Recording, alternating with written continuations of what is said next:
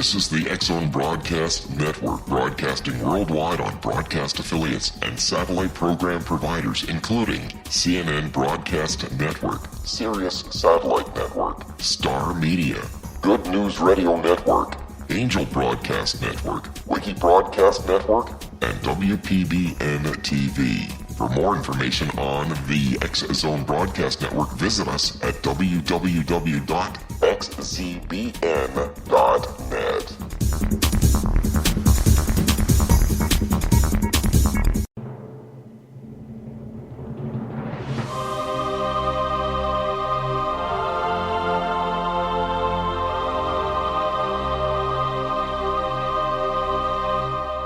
The Science of Magic with Gwilda Wiyaka is largely an opinion talk show. All opinions, comments, or statements of fact expressed by Gwilda Wiyaka's guests are strictly their own and are not to be construed as those of the Science of Magic or endorsed in any manner by Gwilda Wiyaka, REL-MAR McConnell Media Company, its affiliated networks, stations, or employees.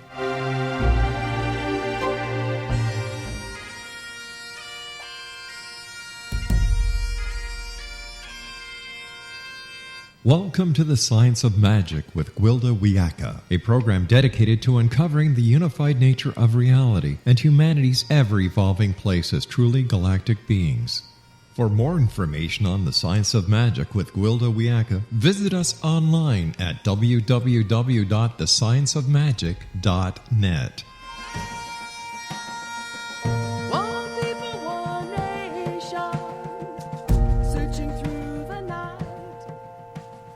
Hi, dear ones, and welcome to the Science of Magic, a program combining the science and magic of today's leading topics to co-create new solutions. I'm your host, Gwilda Wiyaka. This hour we'll be exploring It Doesn't Add Up. From my earliest memories, I've seen the world as a collection of energetic intersecting circles, everyone and everything surrounded by bubbles of frequency lines. Wherever they crossed became a portal to other dimensions, timelines, and realities. Those around me viewed the world through the filter of current belief systems, unaware of the whole. I could not get the two realities to add up. Through a combination of shamanic studies and entry-level quantum physics class, I finally realized I was seeing beyond the physical to the energetic fabric of life. Agreed-upon reality is built from linear constructs based on only a small portion of what's registered through the five senses. Modern science follows this protocol. If it cannot be measured and proven by our coarse instrumentation, it doesn't exist. Now, NASA has discovered X-points containing real-life wormholes, forming where the electromagnetic fields of the Sun and the Earth cross, serving as shortcuts between time and space. These are the mysterious X-points that I've seen since birth, occurring wherever energy fields of all things cross. This is a source of navigation within all shamanic practices, the fabled Indra's net, where science and magic meet. With us this hour to delve into these mysteries is Jude Currivan, author of The Cosmic Hologram, in Formation at the Center of Creation. Jude is a cosmologist, planetary healer, and futurist. A lifelong researcher into the nature of reality, she has a master's degree in physics from Oxford University, specializing in quantum physics and cosmology, and a PhD in archaeology from the University of Reading in the UK, researching ancient cosmologies. In the mid-1990s, she pursued a calling to serve the emergence of a global shift of awareness. She integrates leading-edge science research into consciousness and in universal wisdom teachings, into a holistic view, focusing her work to raise awareness and facilitate transformational and sustainable solutions to our collective and planetary issues. Her website, judecurrivan.com. Jude, thanks so much for joining us on the Science of Magic. Gwilda, it's my delight to be with you and with everyone that's listening in to us today. We should have a lot of fun. You mentioned you've been seeking to understand reality from childhood. Mm-hmm. What drove you in this direction? Where has it led?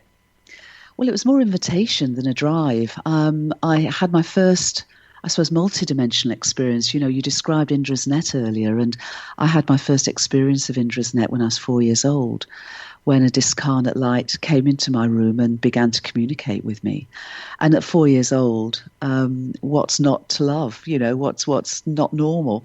And that became the normal for me, to walk between worlds. I began having what some people are calling supernormal experiences: telepathic communication, precognition, remote viewing, out-of-body experiences, you know, many, many different and continuing, lifetimes continuing, of such experiences.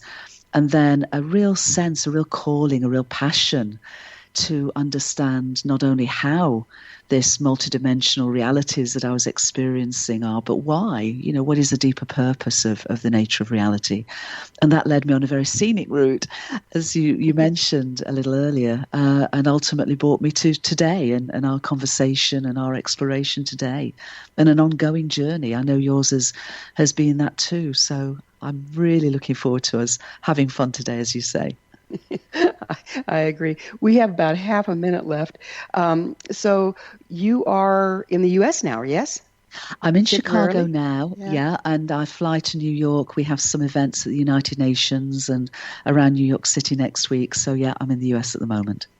Well, I sure appreciate you taking the time to talk to us today. So you're going to be talking with the United Nations?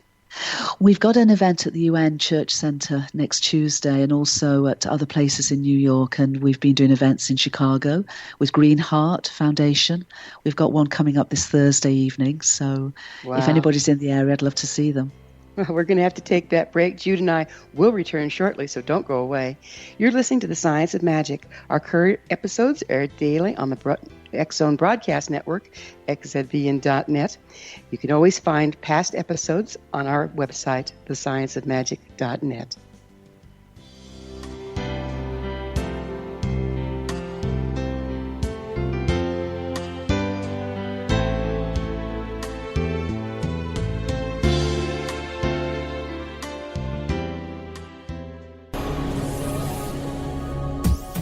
This is the X-Zone Broadcast Network, broadcasting worldwide on broadcast affiliates and satellite program providers, including CNN Broadcast Network, Sirius Satellite Network, Star Media, Good News Radio Network, Angel Broadcast Network, Wiki Broadcast Network, and WPBN TV. For more information on the X-Zone Broadcast Network, visit us at www.xzbn.net.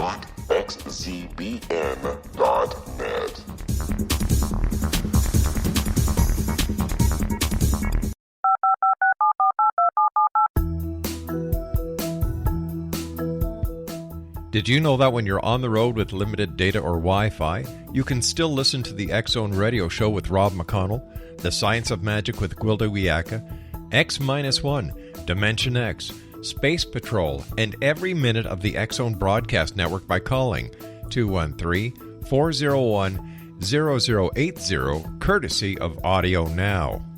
No smartphone, app, or internet needed. It saves your data plan, and it's free if you have unlimited minutes. Call 213-401-0080 to listen on any phone, anytime, anywhere. Remember 213-401-0080 for the best of the paranormal, parapsychology, and sci-fi radio programming anywhere, 24/7, 365.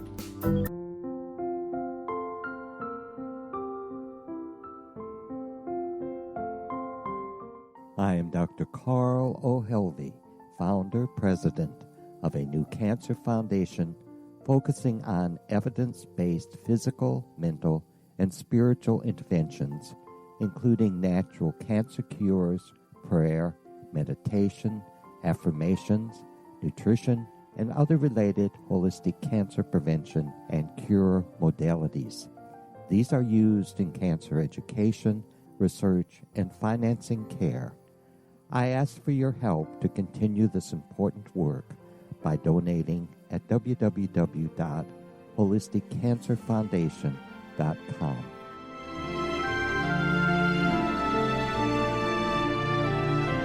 Hello, I'm Pete Marsh. With my daughter Justina, we will be presenting the new radio show, Too Good to Be True. If something seems too good to be true, it usually is. But with the help of Justina's amazing gifts, we're going to gain insight into questions that don't yet have complete answers. Have you wondered who built Stonehenge and for what reason? Why are crop circles found in the same region as Stonehenge and elsewhere?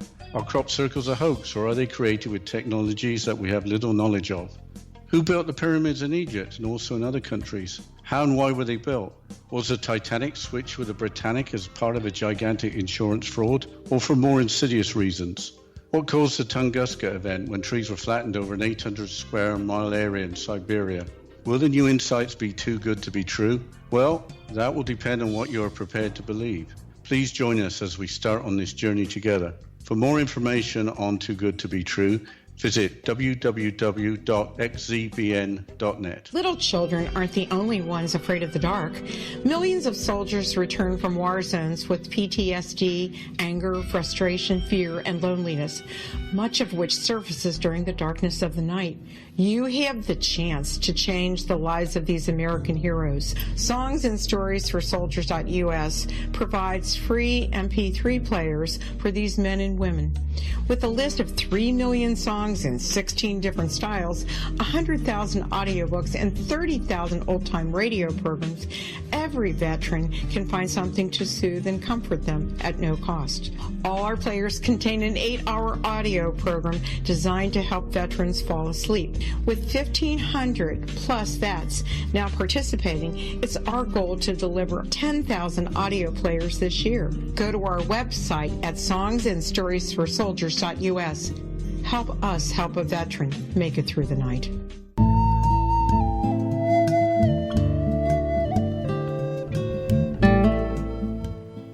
Welcome back. This is The Science of Magic, dedicated to unification and evolution of consciousness. I'm your host, Gwilda Wiyaka. Our guest this hour is Jude Currivan, author of The Cosmic Hologram, Information at the Center of Creation. Her website, judecurrivan.com. Jude, tell us a little bit about Indra's Net. What is it exactly? Well, Indra's Net is a beautifully poetic but very deeply intuitive understanding of the nature of reality that is at least 3,000 years old, probably more than that.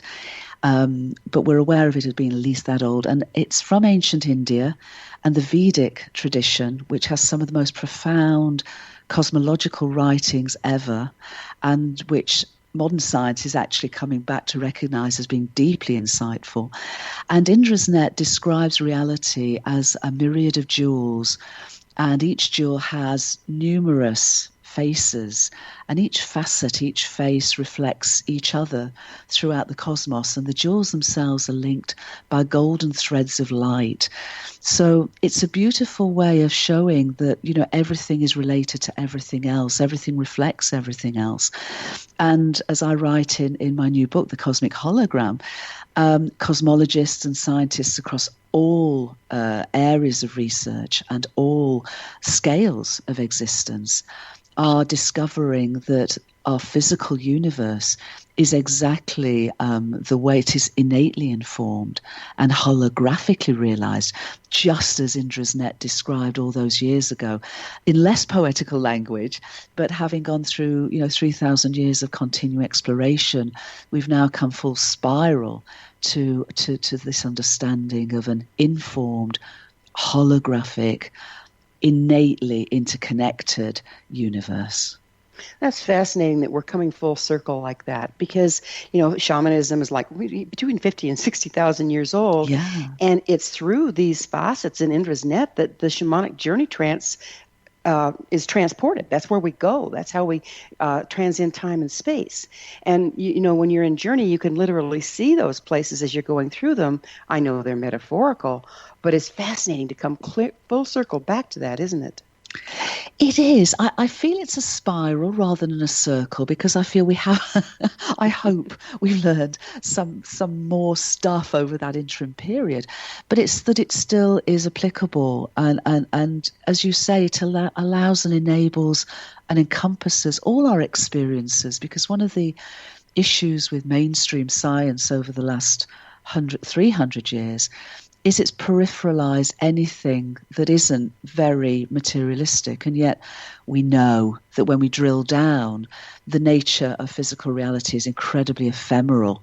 and that we're discovering now information is more fundamental than energy and matter and space-time. So this emergent whole world view of the cosmic hologram is naturally not just incorporating the nature of consciousness and shamanic traveling and supernormal phenomena.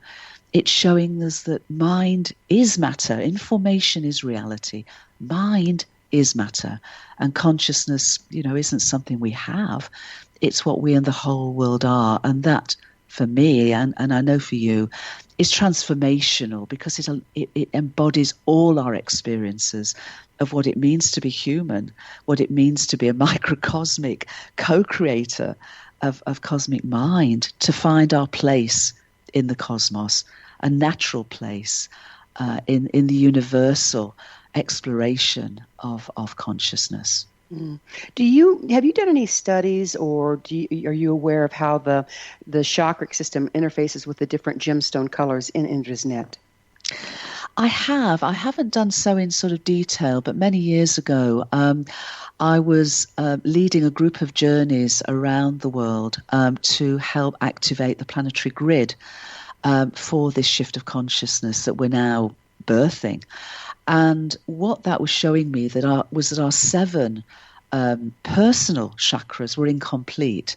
Mm-hmm. And I was being shown something that I wrote a book about called the 8th chakra, but it's rather than a chakra, it's a bridge in understanding, a bridge in awareness that takes us from duality-based perspective of our personalities, of course, which the 7 chakras mediate, into a 12, into 13 chakric system, but it's more about just expanding our awareness and ever more understanding and experiencing and embodying unity awareness. So what I was finding is that the chakras are very much aspects of the myriad of Indra's net, but as we expand our awareness, as we move beyond the me to the we, and to from duality perspective to unity awareness, then we go through this bridge of the 8th chakra, that 8th level, into transpersonal awareness that ever more expands into a communion with our solar system as a SOULAR, soul system, our beloved Gaia, galactic awareness, and ultimately universal and trans-universal awareness, because cosmologically, we're coming to the understanding that our universe is a finite thought form in the infinite and eternal mind of the cosmos. So it's like our chakra system, through that we're hardwired to connect to all that is once we move beyond the ego. Yeah, very much. Yeah. And those were journeys back in, there were 13 of them. I wrote a book called The 13th Step based on them, but I also wrote the sort of the inner understanding of what this means in a book called The 8th Chakra. And it was amazing because, like all journeys, it was both outer and inner, and it moved me into that understanding that now more and more and more of us are really, as I say, understanding, experiencing, and ultimately embodying. Mm. How do you see our view of reality changing in the near future, Jude? That's such a great question, Gwilda. I wish I had the answer. I actually was asked a question, how do I see the world in 10 years' time, in an interview recently? And I said, well, the thing I don't see is business as usual, because I don't feel it's sustainable.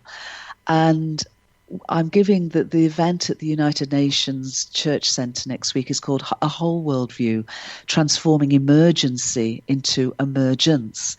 And so I feel we're on the threshold of a profound choice for our species at the moment. We either continue to try and do business as usual, which is unsustainable, and we keep on in this duality-based misunderstanding and limited perspective, which has brought us to my perspective of a global emergency, in which case there's likely to be a breakdown, or we come together and we do understand that the me is into the we. We keep our individuation. We're more me than ever, but we move into the collective we of celebrating diversity and within the oneness. And for me, that is an evolutionary impulse of emergence to a higher level of coherence, and an experiencing and ultimately embodying of unity awareness. Yeah, it's you don't have to be psychic to figure out this isn't going to work for much longer. Just follow the tracks, right? just follow the track, absolutely.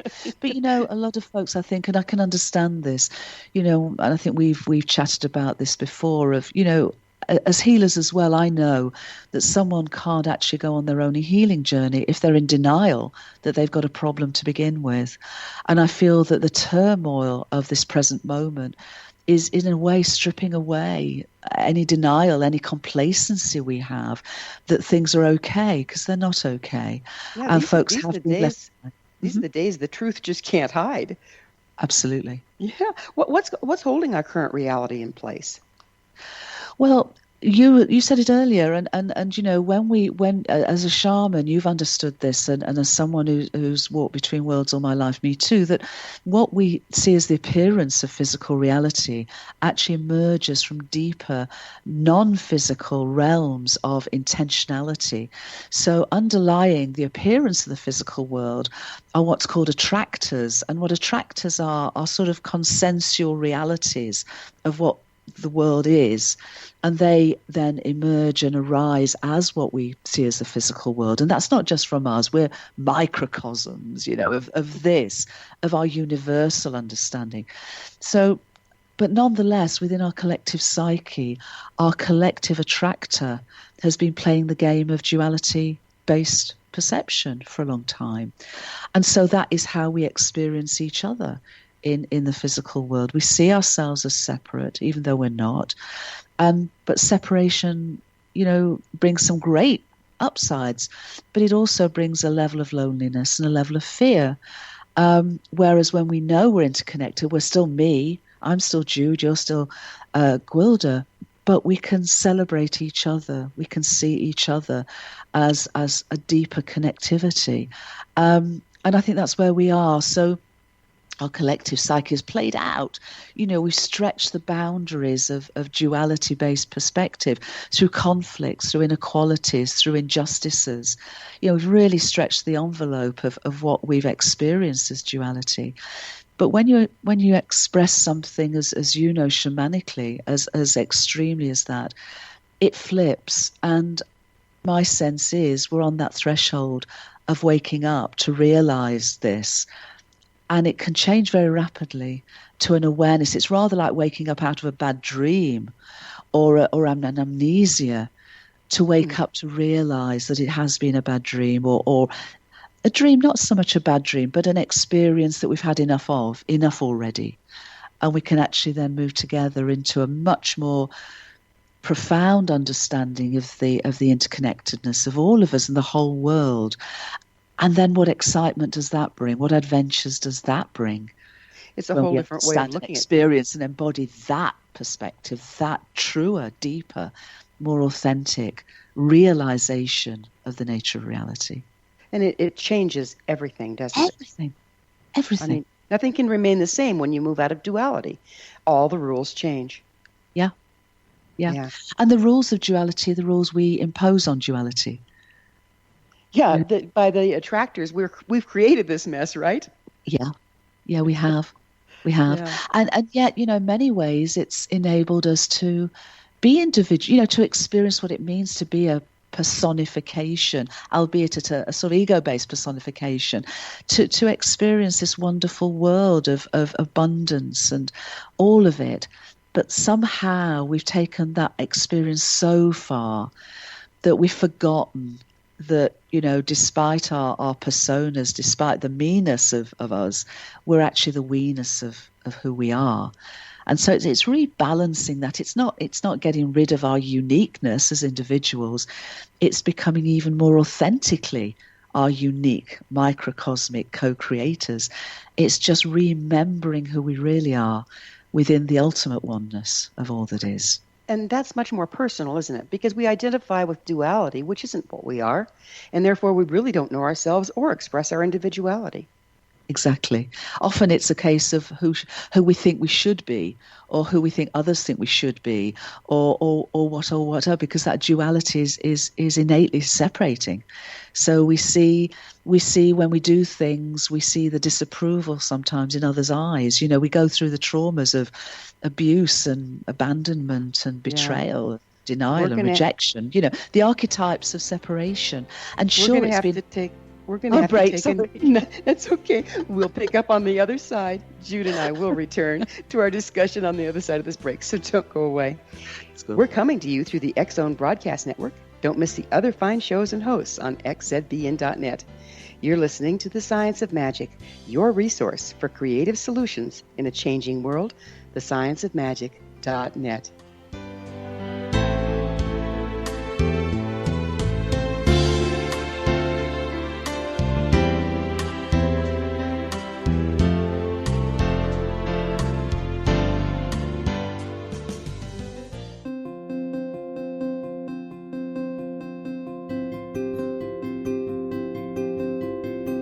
Dreams are our personal gateways into infinite wisdom. Don't miss shamanic counselor and indigenously trained dream decoder Sandra Corcoran's inspiring book, Shamanic Awakening Between the Dark and the Daylight.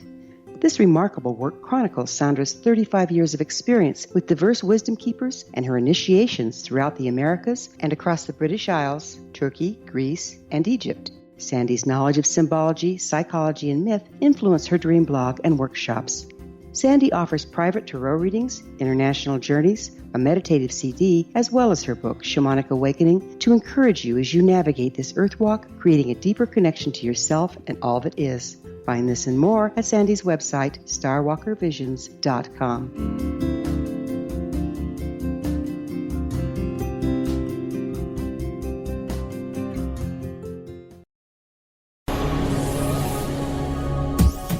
This is the X-Zone Broadcast Network, broadcasting worldwide on broadcast affiliates and satellite program providers, including CNN Broadcast Network, Sirius Satellite Network, Star Media, Good News Radio Network, Angel Broadcast Network, Wiki Broadcast Network, and WPBN TV. For more information on the X-Zone Broadcast Network, visit us at www.xzbn.net.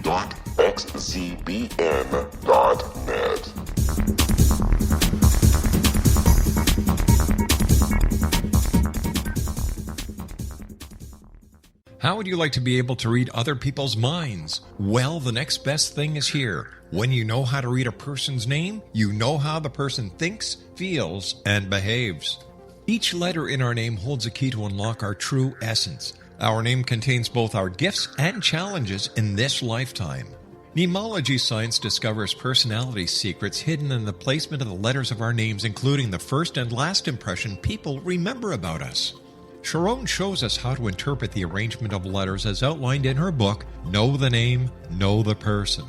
Sharon Lynn Wyeth created mnemology science after 18 years of research and testing her theories, and has supported thousands of people around the world in understanding themselves and others better. You'll enjoy Sharon's unique teachings as she shares her system to learn the gifts behind your given birth name. Even if you don't like your birth name, there are jewels in this book. If you're thinking of changing your name, ready to name your child, or wanting to get along better with others, this is the book for you. If you'd like to improve your relationships and change your life for the better, get the book today, Know the Name, Know the Person, or visit www.knowthename.com. That's www.knowthename.com.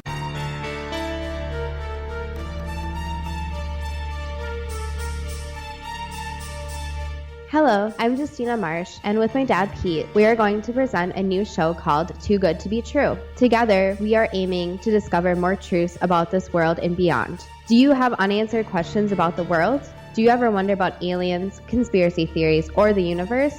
There are many shows discussing subjects such as pyramids or UFOs, but we want to relay this information based on our own research, including from spiritual means. Hopefully, listeners will be helped with their own beliefs and will appreciate the psychic insights that add to the previous research and information. We both look forward to sharing this insight and beginning this journey with our listeners. Visit xzbn.net for more information about when to listen.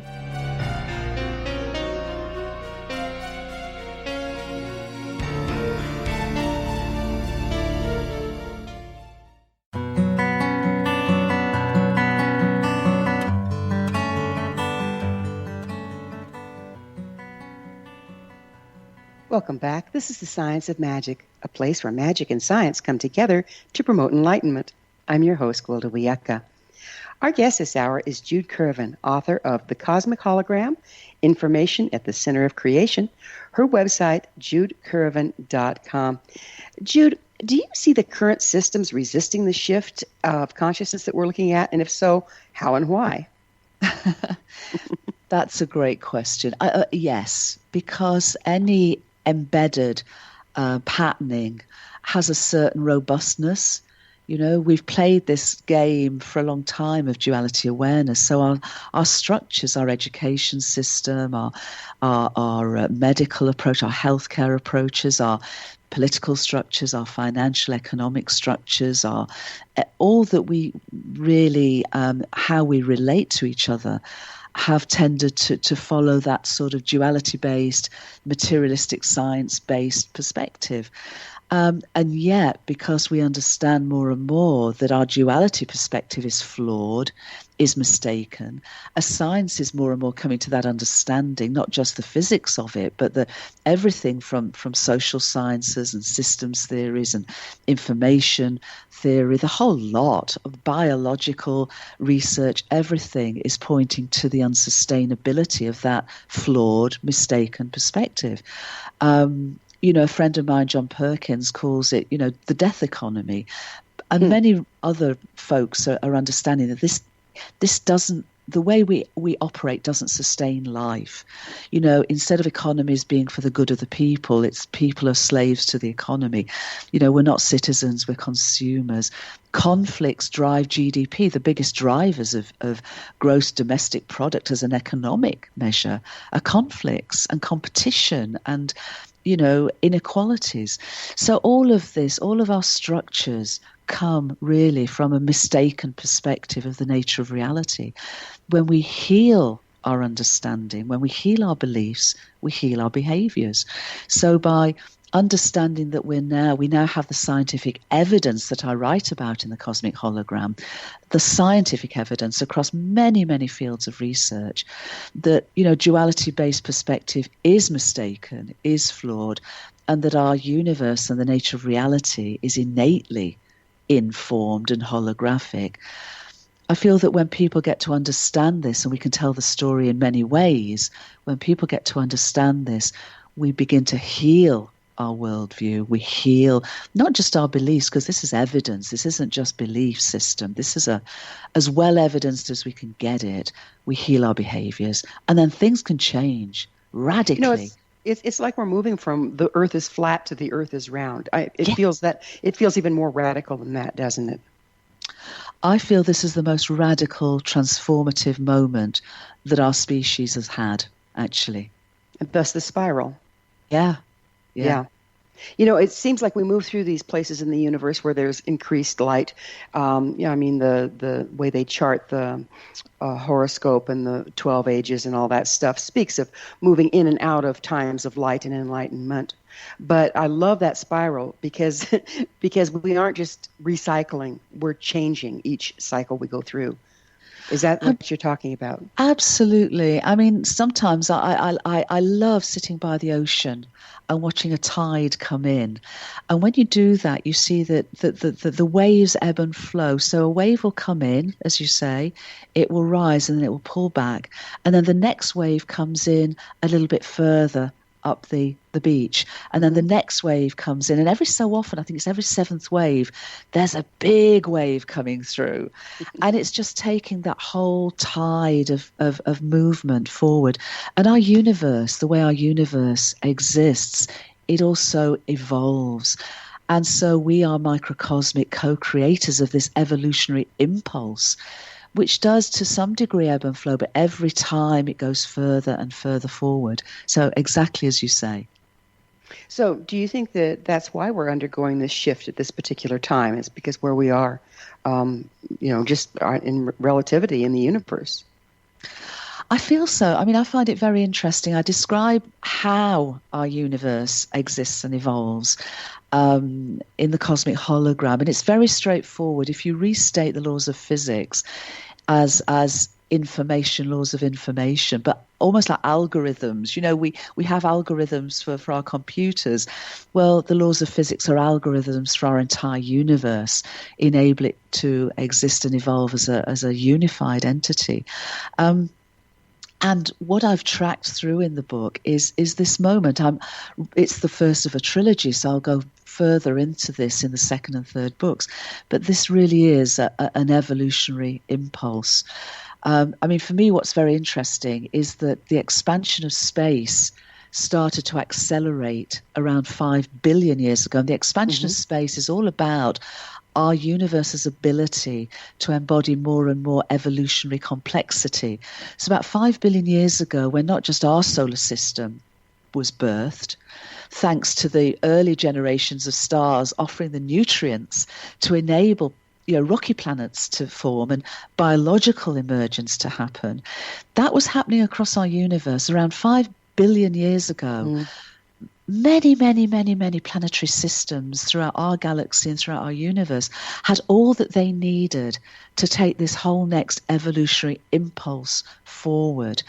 And so our space began to accelerate because it was like this, wow, what's happening now? And that acceleration is continuing.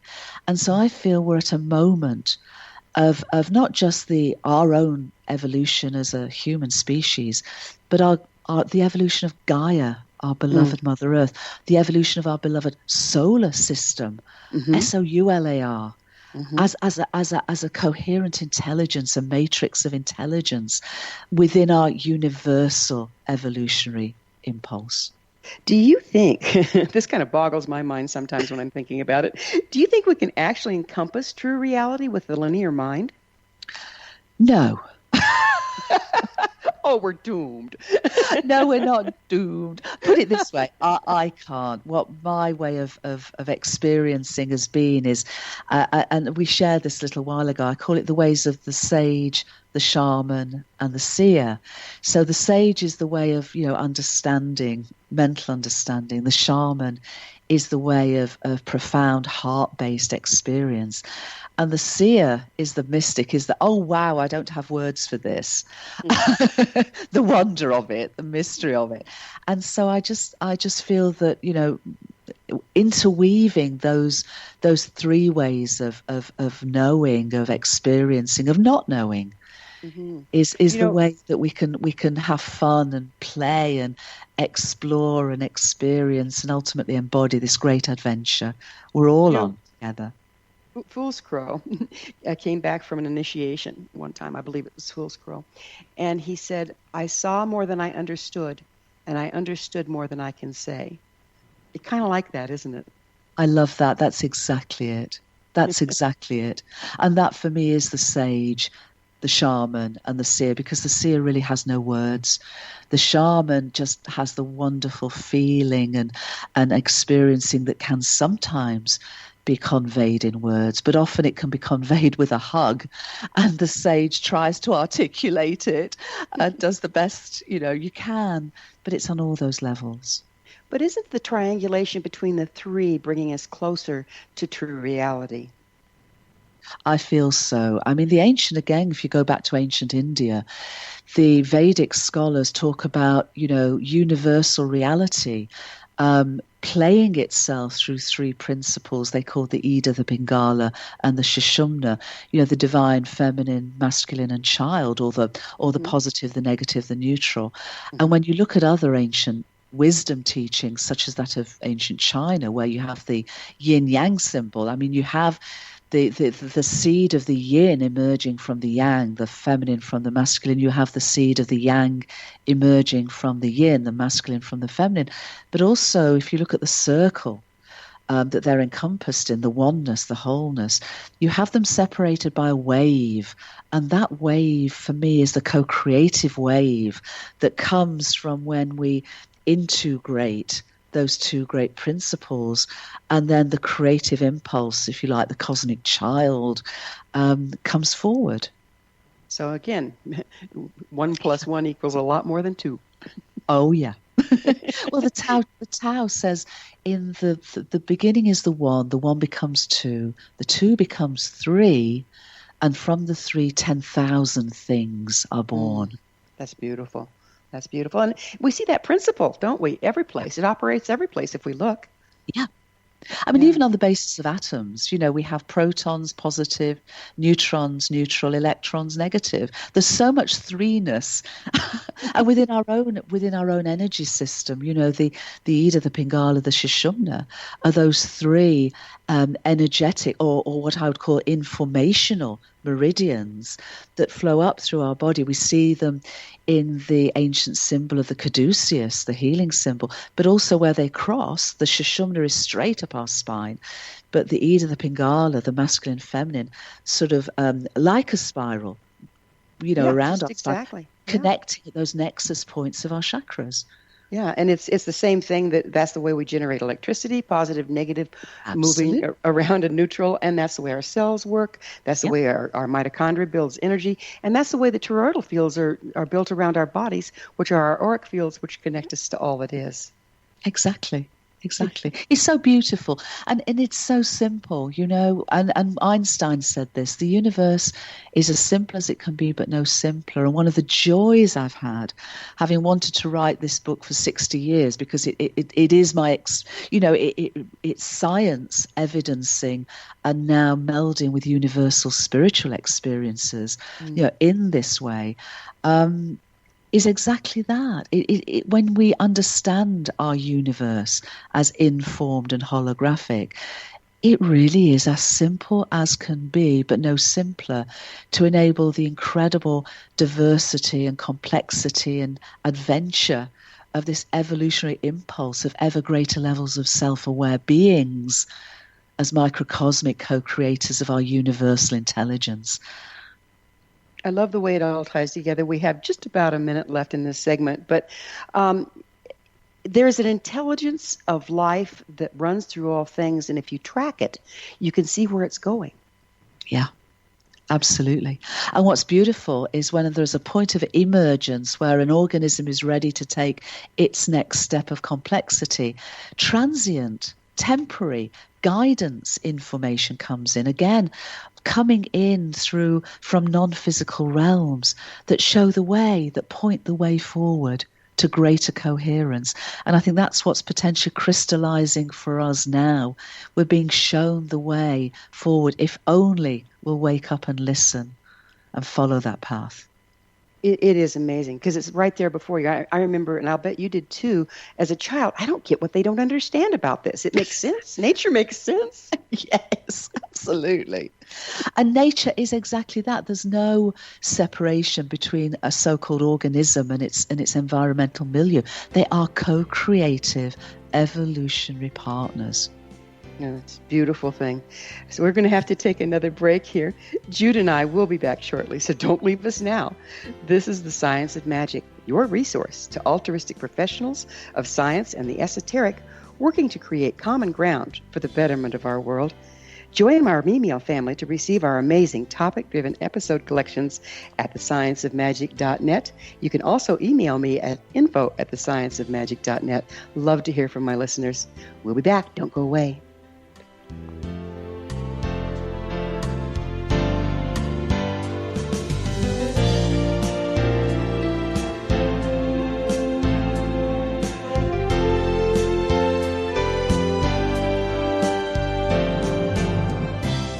Hi everyone, Rob McConnell here, and I wanted to spend a moment on internet streaming. Everybody has heard about internet streaming, but not many know much about it. Did you know the internet streams just about everything? Movies. From new releases to old classics. TV shows. Almost every show, every episode, and much more. But the question has always been, how do you do it? Well now, thanks to the folks at 123 Ready TV, I have the answer for you. They have developed a simple program app, 123 Ready TV, that you install on your Windows PC, Android smartphone, or Android tablet that can have you streaming like a pro in less than 5 minutes. You truly won't believe how much is available or how easy it is to do until you try. And for a one-time cost of only $19.99, this product is a real winner. To learn more about 123 Ready TV, visit our website at www.xzbn.net.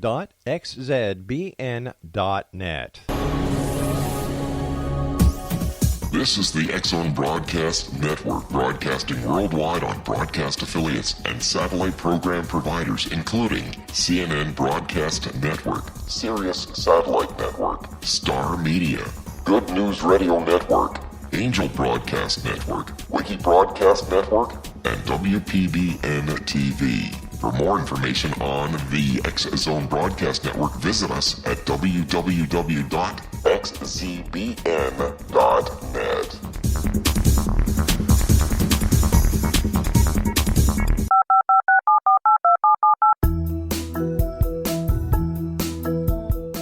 Did you know that when you're on the road with limited data or Wi-Fi, you can still listen to the X-Zone Radio Show with Rob McConnell, The Science of Magic with Gwilda Wiyaka, X-1, Dimension X, Space Patrol, and every minute of the X-Zone Broadcast Network by calling 213-401-0080, courtesy of Audio Now. No smartphone, app, or internet needed. It saves your data plan, and it's free if you have unlimited minutes. Call 213-401-0080 to listen on any phone, anytime, anywhere. Remember 213-401-0080 for the best of the paranormal, parapsychology, and sci-fi radio programming anywhere, 24/7, 365.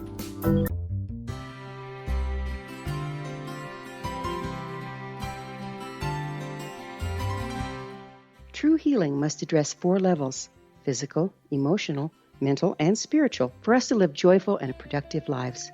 We tend to treat 3 of the 4, leaving the spiritual languishing. If you're tired of the same dysfunctional patterns cropping up in your life, Soul Balancing is for you. Trixie Phelps, owner and founder of Soul Balancing, is a naturally gifted energy healer trained in numerous esoteric forms, including shamanism. Trixie has created a powerful modality that safely and effectively clears your energetic field. A Soul Balancing session can remove interference, heal trauma, and restore your hope. Contact Trixie for a life-changing long-distance session today, www.soulbalancing.world.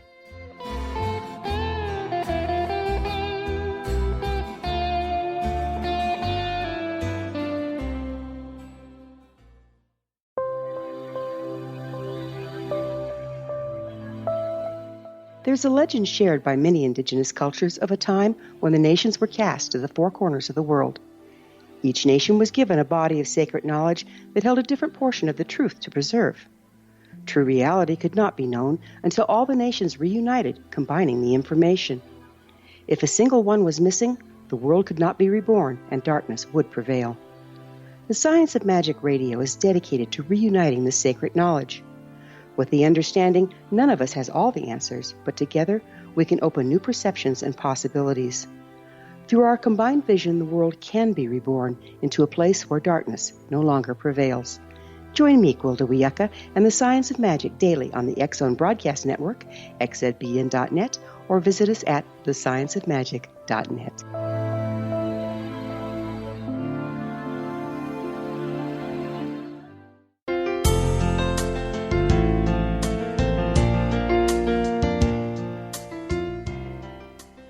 Welcome back. This is the Science of Magic, bringing together gifted people of service to the world. I'm your host, Gwilda Wiyaka. What's up in your world? Email me at info@thescienceofmagic.net and suggest a topic or a guest. You're probably not the only one interested. Our guest this hour is one of those gifted people of service to the world, Dr. Jude Currivan, author of The Cosmic Hologram, Information at the Center of Creation. Her website, judecurrivan.com. Jude, we're just having a lot of fun with the nature of reality. I wanted to ask you, is our consciousness just in the mind? No, because one of the things that is in the new book, is in the Cosmic Hologram, Gwilda, is that, we've had a wonderful philosopher called David Chalmers asked what he called the hard question: how does immaterial mind arise from material brain? And what I've shown in the book, it's the wrong question. Because leading-edge science is now showing that information, the same information that forms all the basis for our technologies, digitized information, is exactly the same universal information that's the most fundamental stuff of our universe. We have our virtual realities, our holograms, all our technologies. Well, they're like the kids' toys for which reality is the masterclass. So information is more fundamental than energy and matter, and more primary than space and time. And so at the leading edge of science, and not just physics, but as we were saying earlier, across many, many different fields of research and all scales of existence, are showing this, that our universe is innately informed and holographically realized. And so physics and science is coming to understand that to restate all that we call science, all the laws of physics, all the principles of reality in informational terms, which actually also means, of course, that not just information is reality, arising, of course, from informational non-physical realms of intentionality, but that mind literally is matter. What we call matter, when you drill down to it, is 99.99999999999% no thingness. It's just excitations in the field. And also we've now experimentally proven that information, when you store it or you destroy it, releases heat, which is a physical attribute. So we know that information's as physical as anything we call matter, and we know that matter's amazingly ephemeral. So as those converge, we're getting, science is finally getting to what you and I have known since childhood, and many others, that mind is matter, and consciousness isn't something we have, it's what we and the whole world are, but at many different multidimensional levels and many different levels of self-awareness. But nonetheless, our universe literally is a universe soul, a thought form in the infinity of the cosmos. So mind being matter, is this the way our beliefs create our reality?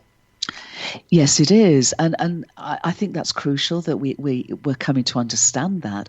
But I think we also need to perhaps just take a slight step to appreciate that, our universe soul is a macrocosm of intelligence and coherence.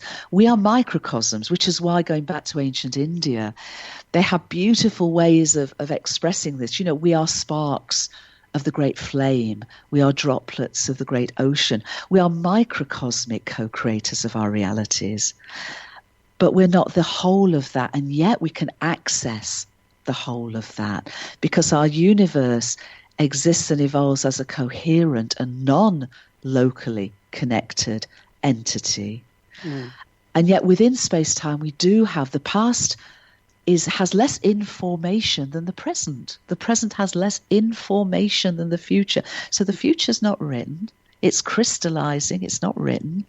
And we experience it. We together, and the whole of our universe is evolving. So within space-time, we are experiencing, we are exploring, we are moving forward. So what you've just said really points to me why, people say, well, Gwilda, you're psychic. And I go, well, not exactly. I can follow the patterns and see where we're going to get if we don't change direction. Yeah. But I think the concept of being psychic is very misleading, because we can't see a future. We're just co-creating. Totally agree with you. I mean, the research that I've done suggests there's a sort of when you're on a boat in an ocean or on a lake, there's what's called a bow wave. And just in front of the bow of the boat, there's a wave that extends a few yards beyond that, or maybe a bit more if it's a really big ship. But beyond that, the lake or the ocean is untroubled by the ship going through it.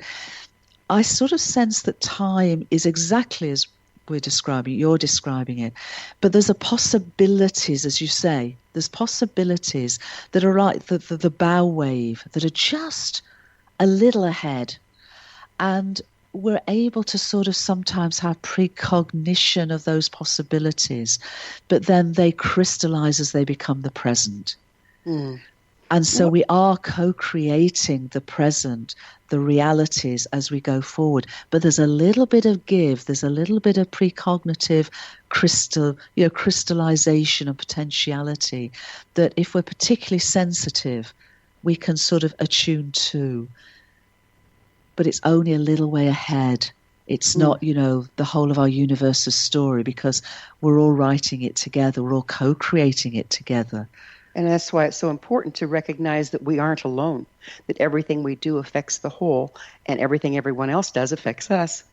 Yeah, absolutely. Yeah. Absolutely. Would you describe what you mean by a holistic worldview?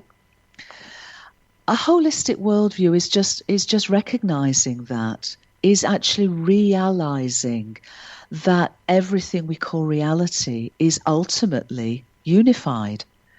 That reality isn't the duality-based perspective that we think it is, that actually it's profoundly unified. There are some beautiful ways of describing it. The oneness of all that is and has ever been and ever will be is the infinite cosmos. But, more and more we're understanding that universes are finite thought forms that are born and exist and evolve and eventually die, and then allow that knowingness, their own experiences, to just be into the great infinity of cosmic mind.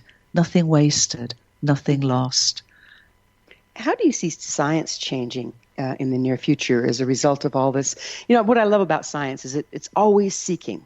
Yes. It may think it has a proof to something, only to be, invalidated by the next greatest study. But that leads us on into this spiral of evolution, doesn't it? How is science going to be changing around this? Well, I think you're absolutely right. I mean, that one of the greatest strengths of science, in its true sense, is it follows the evidence wherever the evidence leads. I think the problem that science has got is in trying to be objective within a non-objective universe. Oh, so well put. Good old paradox. Observer effect, right? Yeah, and I've written something called The New Insight, which is spelled INSCIGHT, which is informational science. So I think the next step is science realizing, which it is at the leading edge, that everything needs to be restated in informational terms. But of course, when you restate something in informational terms, inevitably that leads you to a complete inclusion of consciousness. So I think there's some major, major surprises. I think just as a collective, we're having to get beyond denial. I think science is going to have to get on beyond the denial of where some of the evidence is categorically leading. And so I think we're all in for a very interesting road in the way forward. But science, for me, I hope, should be in service to humanity. And in some ways it is, but in some ways materialistic and reductionist science has tried to keep the veil and the limitations and the ignorance around the true nature of reality. And I think that really has to change. Yeah, that's an issue of control, isn't it? Like paying the scientists to do particular studies to prove a thing that's going to be economically beneficial to rather than actually find the truth of the matter. Exactly. And for me, that's not science, that's scientism. And that's a dogma that's as equally unhelpful as any theological dogma. It's about opening ourselves to the deepest perspective and experience of realities we can be and we can do. We have a minute left, Jude. What's next for you?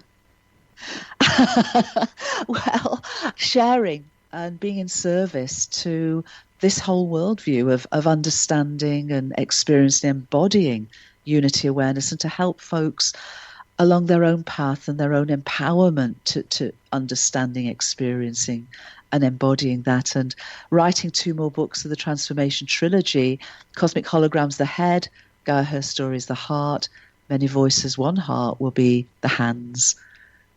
All in service to us fully understanding, experience, embodying the unity awareness that is love, ultimately, that is love. We are going through some hugely transformational times, and it's people like you that makes it doable. I can't thank you enough for being part of this equation. And you're going next to when are you leaving to go to the UN? Well, we've got an event in Midtown Chicago this Thursday evening at the Green Heart Foundation. If anyone's around, we'd love to see them. All right, and then I'm going to have to call it good. We're to the UN next week. UN next week. Safe journeys, dear heart. Thank you, Bob. Our guest this hour has been Jude Currivan, a physicist, cosmologist, planetary healer, futurist, and author of numerous books, including her latest, The Cosmic Hologram. Her website, judecurrivan.com. This has been The Science of Magic. Until next time, dear ones, may you be blessed with knowledge and comforted with love as you embrace evolution.